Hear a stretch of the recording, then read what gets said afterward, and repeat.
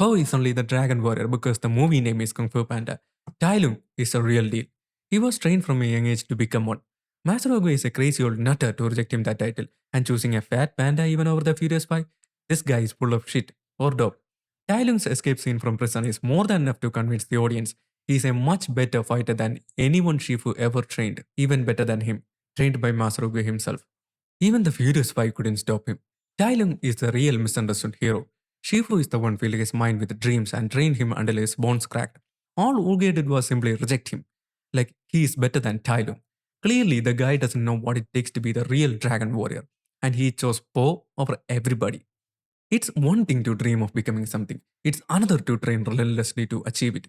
Po's dream was to become the ultimate master of Kung Fu, even from his childhood.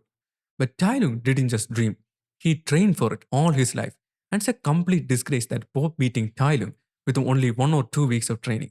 It's the Captain America situation. While everyone else in his platoon trained all their lives to be a stronger soldier, he was the one chosen to get a shot of the super soldier serum. Bam! He's the new stronger soldier. It's a quick way up, a shortcut, just like Soldier Boy's old man accused him of. So, who is the real dragon warrior? Tai Lung or Po? It's definitely Po, guys. Po isn't a dragon warrior because the movie said so. He is the dragon warrior because he knows what it is to be one. A dragon warrior is supposed to be the protector of the Valley of Peace. And what did Tai Lung do when Master Oogway rejected him? He laid waste to the valley he was supposed to protect. He looked at the title Dragon Warrior as an ultimate achievement to his years of training, and the scroll would give him some kind of mystical power that will make him the strongest. And Master Oogway chose Po over everybody else, not because he is a crazy old turtle. When Po fell down the sky, he thought it was some kind of destiny, some cosmic power acting up. And more than that, he could see through his heart, his intentions.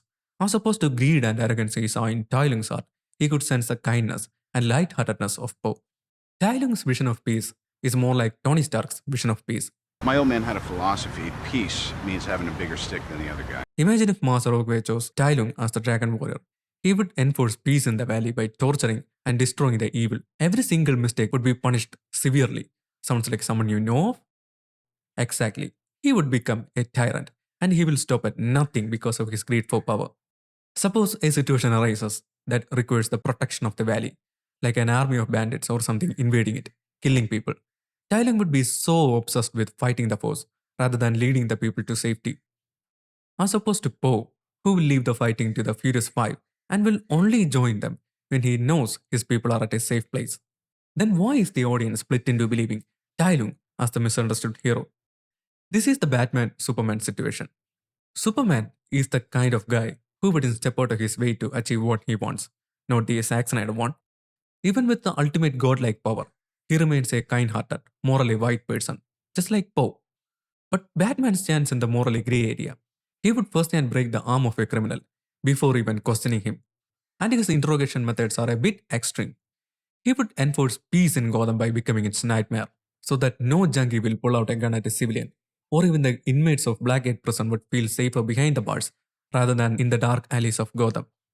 Tai Lung is just like Batman.